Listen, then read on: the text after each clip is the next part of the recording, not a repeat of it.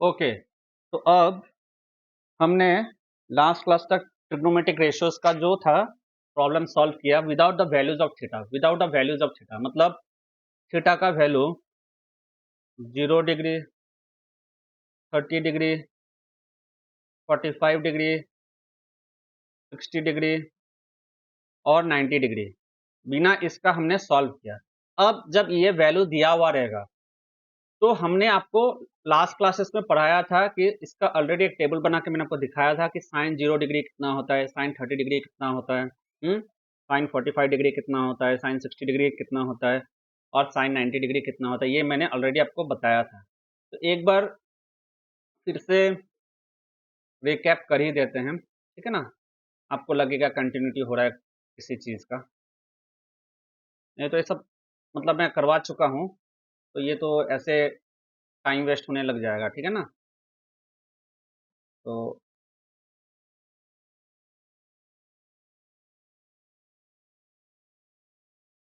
कर देता हूँ, इसको आप फिर से एक बार बना लीजिए अपना कॉपी में।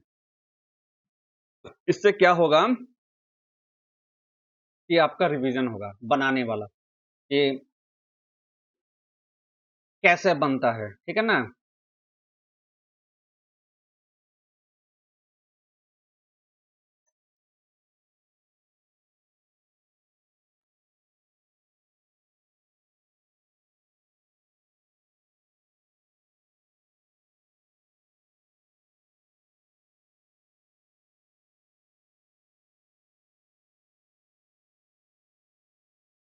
1 मिनट, गिव मी 1 मिनट।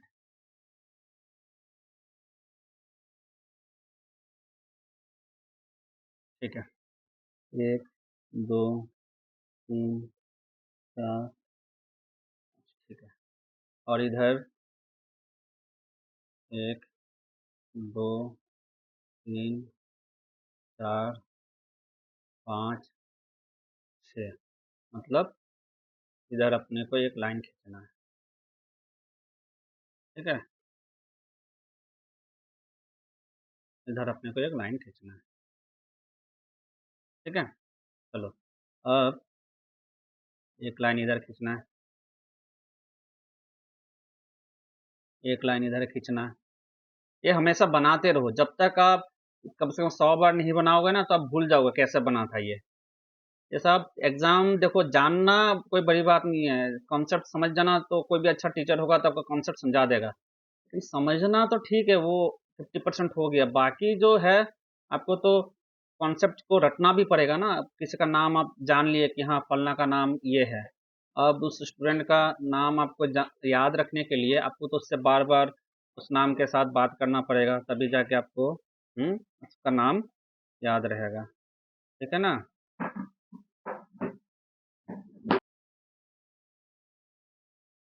चलिए, ये हमने बना लिया टेबल अपना। तो इधर हम लिखेंगे जो ट्रिग्नोमेट्रिक ऑपरेटर्स है उसका नाम लिखेंगे, जैसे कि हमारा साइन हो गया, कॉस हो गया, टेन हो गया, कॉट हो गया, सेक हो गया और कोसेक हो गया, ठीक है ना। और इधर थीटा का वैल्यू लिखेंगे। थीटा कभी हमारा 0 डिग्री हो गया, कभी 30 डिग्री हो गया, कभी 45 डिग्री हो गया, ठीक है। तो कभी 60 डिग्री हो गया,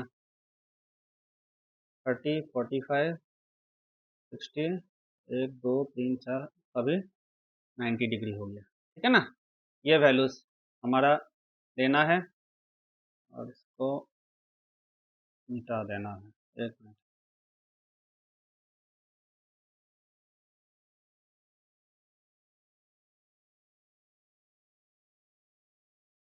ठीक है। अब चलिए, ले लिए। तो अब क्या करना है, हमें बस ये मेथड बताया था मैंने आपको, 0 लिखो, 1 लिखो, 2 लिखो, 3 लिखो और फिर 4 लिखो। फिर ये सबको 4 से डिवाइड कर दो, 1/4, 2/4, 3/4 और 4/4, ठीक है। इसको डिवाइड कर देने के बाद अब ये 0/4 क्या हो जाएगा, 0 हो जाएगा। 1/4 तो 1/4 ही रहेगा। 2/4 हाफ हो जाएगा। 3/4 तो 3/4 ही रहेगा।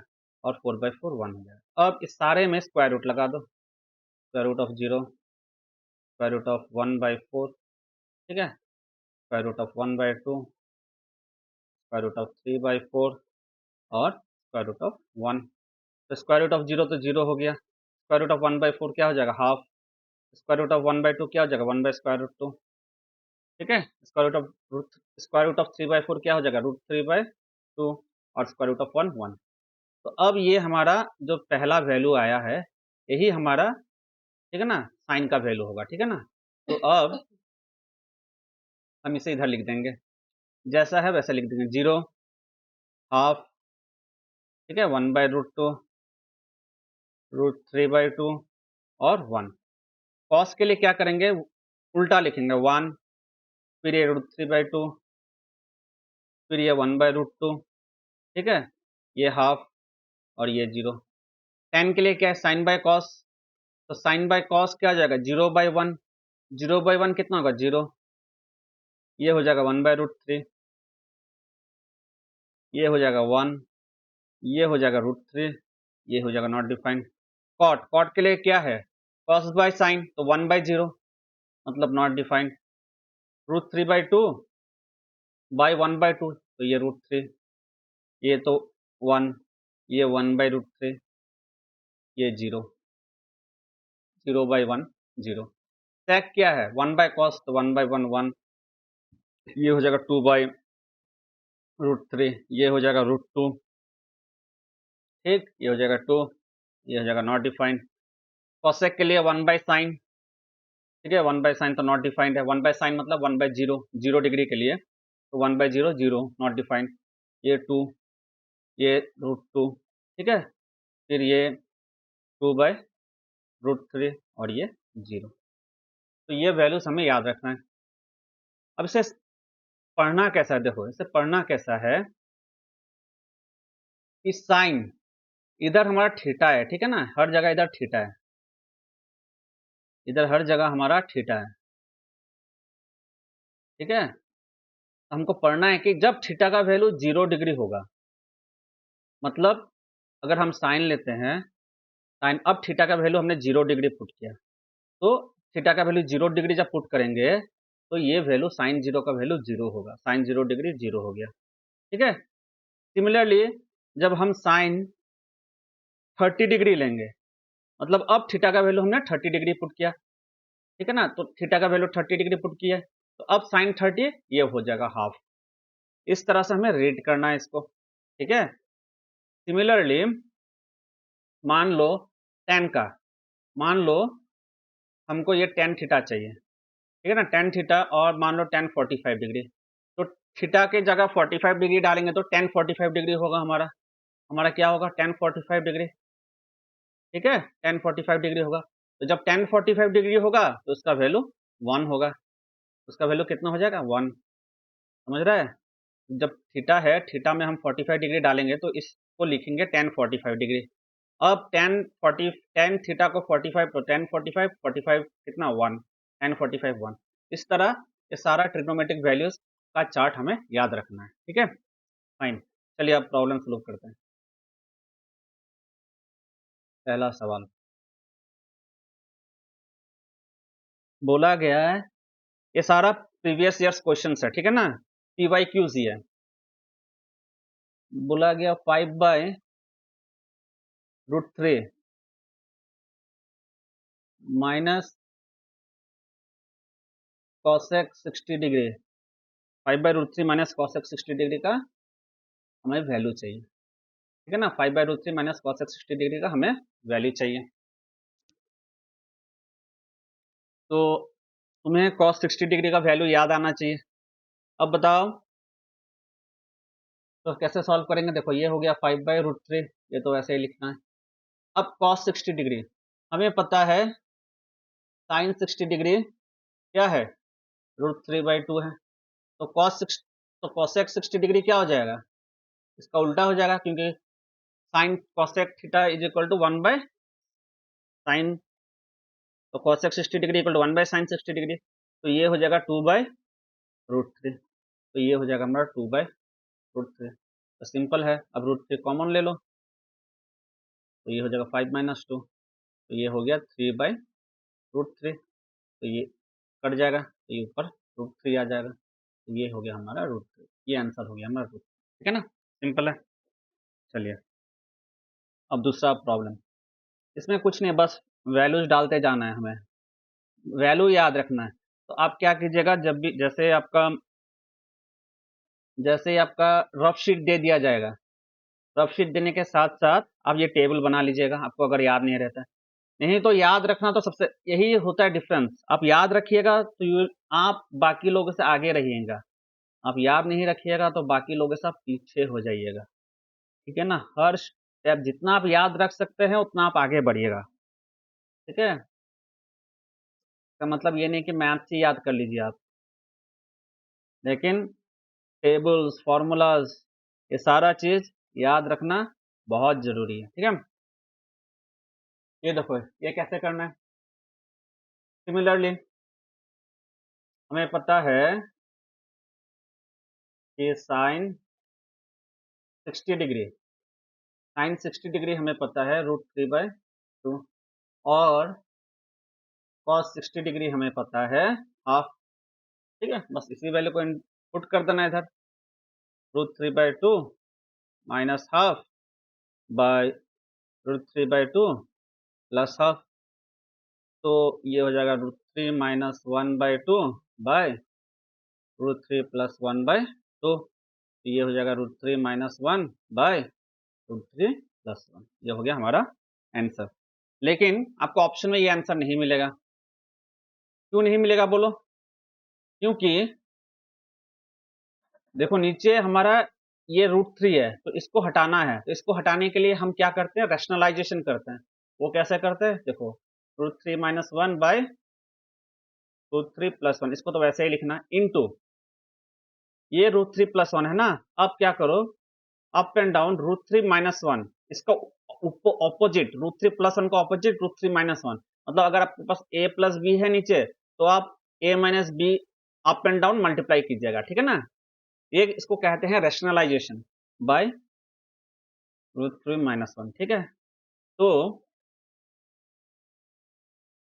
ये लिखने के बाद ये क्या हो जाएगा, अब देखिए रूट थ्री माइनस वन, ये हो जाएगा हमारा root three minus one whole square by ये a plus B into A minus B, तो ये हो जाएगा हमारा A square minus B square, ठीक है, सिंपल है।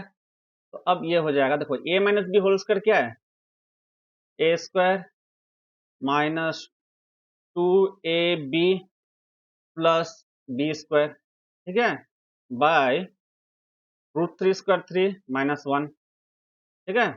तो ये हो जाएगा, अब रूट थ्री स्क्वायर क्या है, three minus two root three plus one by two. अब देखो ये थ्री, ये प्लस वन, ये क्या हो जाएगा four minus two root two by two, तो ये टू कॉमन ले लेंगे तो हम हो जाएगा two minus root two by two, two two cut गया, तो टू माइनस रूट टू हमारा आंसर आ गया। टू माइनस ये रूट टू कैसे हो गया, ये रूट थ्री है ना, ये रूट थ्री है, टू माइनस रूट थ्री हमारा आंसर है। देखो इधर रूट थ्री से मैंने इसको गलती से रूट टू लिख दिया था, तो टू माइनस रूट थ्री हमारा आंसर हो गया, ठीक है ना, सिंपल है। तो इसमें क्या क्या लगा आपको, ये रैशनलाइजेशन वाला कॉन्सेप्ट, रैशनलाइजेशन ये कॉन्सेप्ट आपको जानना है, ठीक है। अगर ये कॉन्सेप्ट आप इतना दूर आए हैं तो ये कम से कम तो रैशनलाइजेशन जानना ही जरूरी है। मान लो आपके पास ऐसा कुछ है, रूट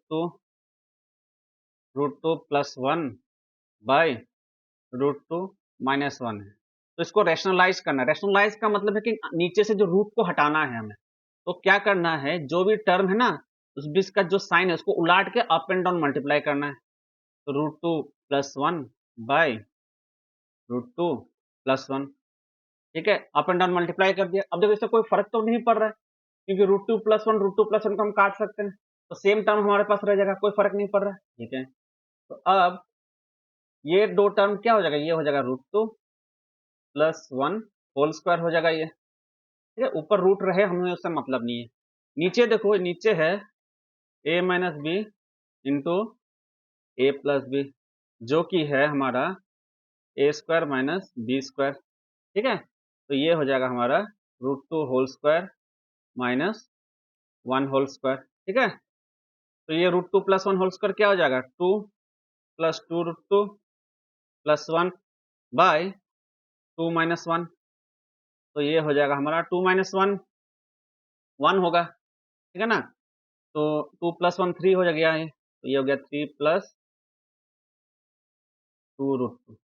तो इसे रैशनलाइजेशन कहते हैं, मतलब हमें डिनोमिनेटर में रूट को हटाना है, ठीक है ना। उसके लिए हम जो डिनोमिनेटर का जो दो टर्म के बीच में जो साइन है, उसका उल्टा साइन से अप एंड डाउन मल्टीप्लाई करेंगे, ठीक है।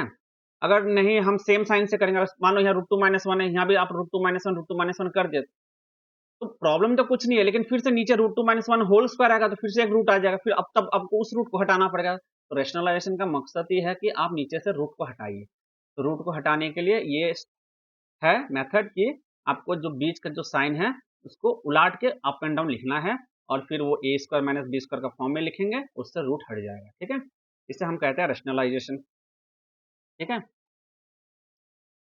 चलिए, तो हमने ये किया, आपको ये रैशनलाइजेशन याद रखना पड़ेगा, ठीक है।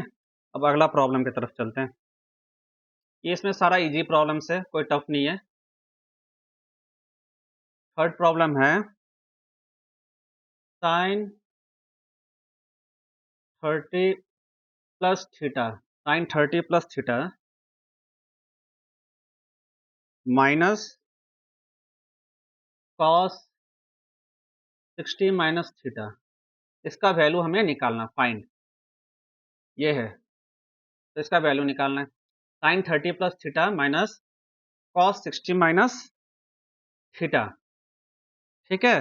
Find the value of the following expression. तो देखो, एक मिनट, देखो इसको सॉल्व करना है। एक तो फॉर्मूला है, ये हम लगा सकते हैं, जैसे कि sin a + b, ठीक है। इसको क्या बोला, find the value of the expression, ठीक है। एक तो हम वैल्यू ये लगा सकते हैं sin a + b, तो ये sin a + b लगाने से क्या हो जाएगा, sin a cos b plus cos a sin b, ठीक है। और दूसरा फॉर्मूला है cos a - b, तो ये लगाने से क्या होगा, देखते हैं, cos a cos b plus sin a sin b। तो अब a 30 है, तो a 30 है, तो इसका कुछ वैल्यू आ जाएगा और इसका कुछ वैल्यू आ जाएगा, और इधर a 60 है, तो इसका कुछ वैल्यू आ जाएगा, और फिर इसका कुछ वैल्यू आ जाएगा, फिर ये सब ऐड हो जाएगा, लेकिन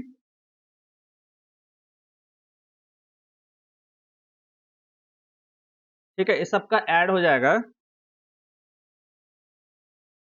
ठीक है, लेकिन हमारे पास कॉन्क्रीटली कोई वैल्यू नहीं आएगा। तो इसका करने का ये ट्रिक है कि ये जो एक्सप्रेशन है ना, find the value of the following expression, ये क्वेश्चन थोड़ा उटपटांग सा है शायद, ठीक है, ये शायद ये क्वेश्चन इक्वल टू 0 होना चाहिए था। ओके, साइन, अच्छा इसको हम एक्सपेंड करके देखते हैं। Find the value of the, तो साइन a + b क्या हो जाएगा हमारा, sine a cos b plus cos a sin b, ठीक है, minus cos a cos b minus, ये ब्रैकेट डालते हैं, तो ये sin a sin b, ठीक है। तो अब ये बन जाएगा sin 30 हाफ हो जाएगा, तो ये हाफ cos थीटा हो गया, plus cos 30 degree, cos 30 degree है √3/2 sin थीटा हो गया, minus cos 60 degree, cos 60 degree है हाफ, तो ये हो गया हाफ cos थीटा, ठीक है। Minus sine 60 degree, sine 60 degree है √3/2 साइन थीटा। ठीक है, तो अब ये टर्म और ये टर्म कट गया और ये टर्म और ये टर्म कट गया, तो इसका वैल्यू आ गया, इसका वैल्यू आ गया 0। इसका वैल्यू कितना आ गया? 0। ठीक है, तो ये फॉर्मूला आपको याद रखना पड़ेगा। ठीक है, जब आप एग्जाम में जाइएगा तो ये फॉर्मूला आपको तो याद रहेगा ही, क्योंकि ये ट्रिग्नोमेट्रिक आइडेंटिटीज में हम ये ट्रिग्नोमेट्रिक आइडेंटिटीज में पढ़ाया जाएगा आपको। ठीक है ना, ये ट्रिग्नोमेट्रिक आइडेंटिटीज में आपको पढ़ाया जाएगा ये फॉर्मूला, तो ये फॉर्मूला तो आपको याद रहेगा ही। ठीक है, अब देखो जो हमारा कुछ सॉल्यूशन इसका ऐसा भी दिया हुआ है। ठीक है ना, कैसे दिया हुआ है? जैसे कि sine 30 plus theta minus cos 60 minus theta, ऐसा कुछ एक सॉल्यूशन ऐसा है हमारा। तो इसका सॉल्यूशन उसने कैसे किया कि थीटा को मान लिया 0 डिग्री,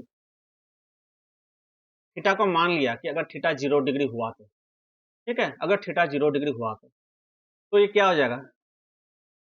साइन 30 डिग्री, ठीक है, sine 30 degree minus cos 60 degree. देखो कभी कभी ना क्वेश्चन में ये डिग्री मेंशन नहीं रहता है, तो उसका मतलब कुछ और मत समझ लेना, वो एक ही बात है, साइन 30 डिग्री ही है। ठीक है ना, तो साइन 30 डिग्री कितना? हाफ है, और कॉस 60 डिग्री कितना? हाफ है, तो ये हाफ हाफ कट जाएगा, इसका वैल्यू आ गया 0।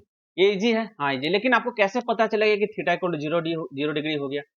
तो ये इसे हम हीट एंड ट्रायल भी कह सकते हैं। मान लो अब हम कुछ और लेके देखते हैं कि मान लो हम ऐसा वैल्यू लेते हैं, देखो कि थीटा इक्वल टू, अगर तुम सोचो इधर 30 डिग्री ले लो, ठीक है, थीटा इक्वल टू 30 डिग्री ले लो, ठीक है, थीटा इक्वल टू 30 डिग्री ले लो, तो कितना हो जाएगा? ये साइन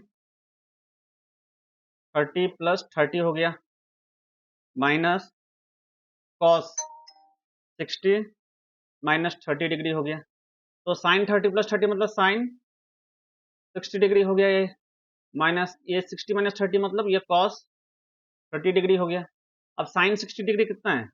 √3/2, और कॉस 30 डिग्री कितना है? √3/2, तो ये कट गया, तो इसका वैल्यू फिर से 0 आ गया। ठीक है, चलो थीटा इक्वल टू 30 डिग्री के लिए भी काम आ गया। ठीक है ना, थीटा इक्वल टू 30 डिग्री के लिए भी काम आ गया। अब अगर तुम थीटा इक्वल टू 45 डिग्री लेते हो तो देखो क्या हो जाएगा, sine 30 degree plus 45 degree minus cos 60 degree minus 45 degree, तो ये हो जाएगा sine 75 degree minus cos 15 degree. ये भी सॉल्वेबल है, ठीक है ना, ये भी हमारा सॉल्वेबल है। तो थीटा का कोई भी वैल्यू ले लो तो ये होल्ड करेगा। लेकिन आप देखो अभी तो हमारे पास टेबल में साइन 75 डिग्री का वैल्यू हमने कैलकुलेट नहीं किया, लेकिन आगे जाके हम ट्रिग्नोमेट्रिक आइडेंटिटीज में इसका भी वैल्यू हम कैलकुलेट करेंगे, साइन 75 डिग्री और 15 डिग्री का। अब मान लो थीटा 60 डिग्री ले लिया हम लोग, कितना? थीटा 60 डिग्री ले ली, ठीक है, थीटा इक्वल 60 डिग्री ले लेते हैं, तो ये हो जाएगा हमारा sine 30 degree plus 60 degree minus cos 60 degree minus 60 degree, ठीक है, तो साइन 30 प्लस 60 डिग्री कितना हो जाएगा? ये sine 90 degree minus cos 60 degree minus 60 degree cos 0 degree, ठीक है, तो sine 90 degree 1 minus cos 0 degree 1, तो ये भी वैलिड है, तो थीटा इक्वल टू 60 डिग्री भी वैलिड है। अब थीटा इक्वल टू 90 डिग्री ले लो, तो 90 डिग्री लेने से देखो ये 90 प्लस 30 120 हो जाएगा, ये 60 माइनस 90 माइनस 30 हो जाएगा, ये भी इम्पॉसिबल है। लेकिन अब अगर मैं आपको समझाऊंगा तो आपको शायद समझ में ना आए, क्योंकि वो ट्रिग्नोमेट्रिक आइडेंटिटीज में जब हम क्वाड्रेंट्स में जाएंगे तो 90 प्लस 30 120, तो साइन 90 प्लस 30 हो जाएगा कॉस 30, और इधर हो गया minus cos 30 minus cos 30 cancel हो जाएगा। देखो मैं करके दिखाता हूँ, अगर आप लोग को आता है तो आप रिलेट कर सकते हैं, नहीं तो जरूरी नहीं है। अगर आप थीटा इक्वल टू 90 डिग्री लीजिएगा तो ये हो जाएगा साइन 30 डिग्री प्लस 90 डिग्री, ठीक है, minus cos 60 degree minus 90 degree, तो ये हो जाएगा साइन, देखो ये तो 90 डिग्री प्लस 30 डिग्री 120 डिग्री, एक बार ऐसा लिख देता हूँ 120 डिग्री, और ये माइनस, ये हो जाएगा माइनस 30 डिग्री। ठीक है, अब इस चीज को फिर से लिख सकते हैं हम, साइन 90 डिग्री प्लस 30 डिग्री ऐसा लिख सकते हैं। ठीक है, माइनस कॉस, देखो cos minus theta cos theta होता है, ये एक प्रूफ है। ठीक है ना। अच्छा, अब साइन 90 डिग्री प्लस 30 डिग्री, तो साइन 90 प्लस थीटा क्या होगा, कॉस थीटा, ये कॉस 30 डिग्री हो गया, तो माइनस कॉस 30 डिग्री। ठीक है, ये कट गया तो इक्वल टू 0। देखो इतना तरीका से हम कर सकते हैं। ठीक है ना, इतना तरीका से हम कर सकते हैं। तो ये जो था मेथड, ये वेरीफाइड है, अब वेरीफाई हो गया, मतलब थीटा का वैल्यू कुछ भी डालो तो ये पूरा एक्सप्रेशन उसी थीटा के साथ रिलेट हो जाएगा। ठीक है ना, तो उससे हमारा उस एक्सप्रेशन का वैल्यू आ जाएगा। राइट, चलिए अब एक मिनट,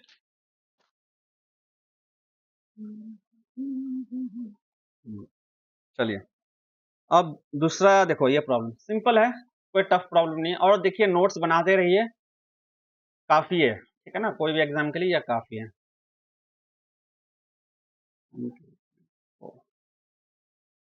फोर्थ क्वेश्चन है, find the value of the given, मतलब 4/3 tan square 45 degree plus 3 cos square 30 degree minus 2 sec square 30 degree minus 3/4 cot square 60 degree. इस क्वेश्चन का पर्पज देखो, इसका वैल्यू निकालना है हमें। इस क्वेश्चन का पर्पज है कि आपको सारा का सारा वैल्यू याद है कि नहीं। वेरी सिंपल है, देखो 4/3 tan 45 डिग्री कितना है, 1 है, 1 स्क्वायर प्लस 3 cos 30 डिग्री कितना है, √3/2 whole square minus 2 sec 30 degree कितना है, 2/√3 होल स्क्वायर माइनस 3/4, और cot 60 डिग्री कितना है, tan 60 डिग्री √3 है, तो cot 60 डिग्री 1/√3 है। ठीक है, वन, हाँ 1/√3 है। तो अब हो गया, ये हो गया 4/3 प्लस 3 इंटू, ये हो गया 3/4 माइनस, ये हो गया हमारा 3/4 माइनस 2 इंटू, ये हो गया 4/3। ठीक है, ये माइनस 3/4 इंटू 1/3। ठीक है, तो अब देखो ये 4/3 इधर एक है और इधर एक है 4/3, तो इसको हम डायरेक्टली लिख सकते हैं। एक मिनट, पहले इसको लिख लेते हैं 9/4। ठीक है, 9/4 माइनस 4/3 माइनस 3 बाई, अच्छा है, देखो ये भी इसको लिखने मतलब कर तो सकते हैं, ये 3 कट गया इधर, कट गया ना, ये 3 कट गया तो ये 4 है, तो देखो 3 times of 3/4 minus 1 times of 3/4, नहीं नहीं नहीं, ये तो नहीं होगा, तो ये तो लिखना पड़ेगा 9/4। ठीक है, माइनस इसको लिखो 1/4। ठीक है, माइनस देखो 4, 1 time of 4/3 minus 2 time of 4/3, तो ये 1 टाइम ऑफ 4/3 हो जाएगा, तो ये हो जाएगा 9 माइनस 1 8/4 माइनस 4/3। ठीक है, तो ये 2, तो 3 2 6, 6 माइनस 4 2, 2/3।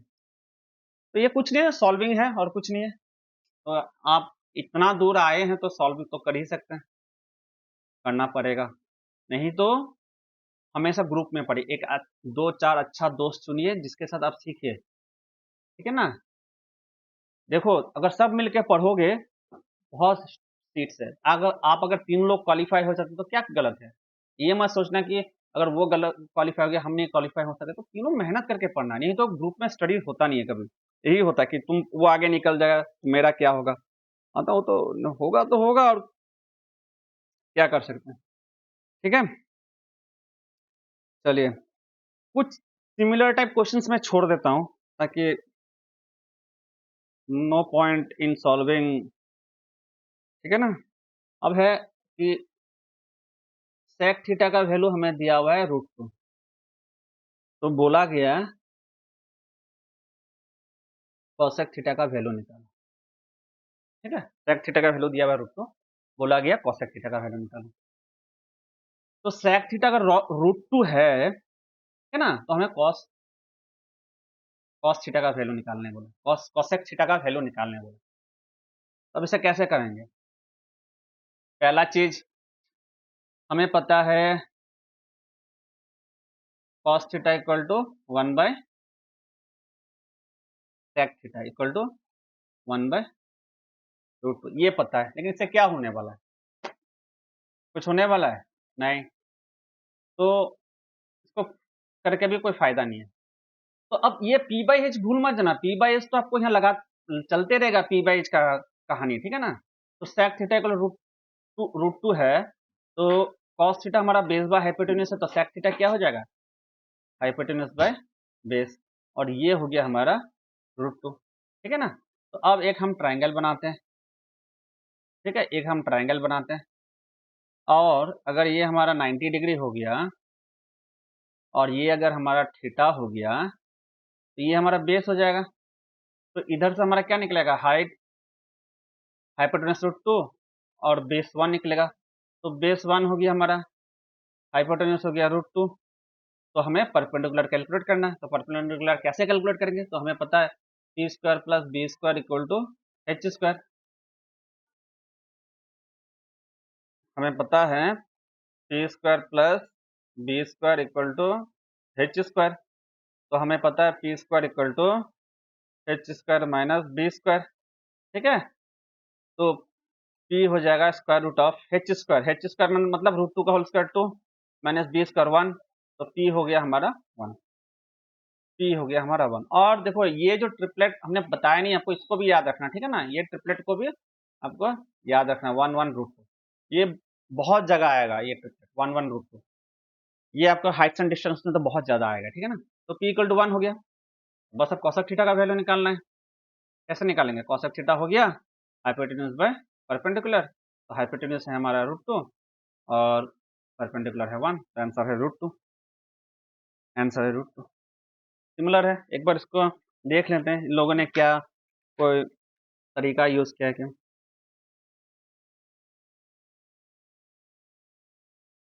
ये तो हम कर लिए, देखो इसमें इन लोगों ने तरीका बहुत अच्छा यूज़ किया। क्या यूज़ किया? sec थीटा का वैल्यू है √2, तो हमें दिमाग लगाना पड़ेगा कि cos थीटा, अगर आपको याद नहीं है तो आपको cos थीटा क्या आ जाएगा? 1/√2। तो हमें पता है कि 1/√2 किसका वैल्यू है? cos 45 डिग्री का है, राइट। तो अब हमारा हो गया cos theta equal to cos 45 degree, हो गया। तो इधर से cos cos कट जाएगा, तो हमारा हो गया थीटा इक्वल टू 45 डिग्री। तो अब हम cosec 45 डिग्री लगाएंगे। cosec 45 डिग्री कितना है? sin 45 डिग्री है 1/√2, तो cosec 45 डिग्री है √2, राइट। यही आंसर, ठीक है ना। चलिए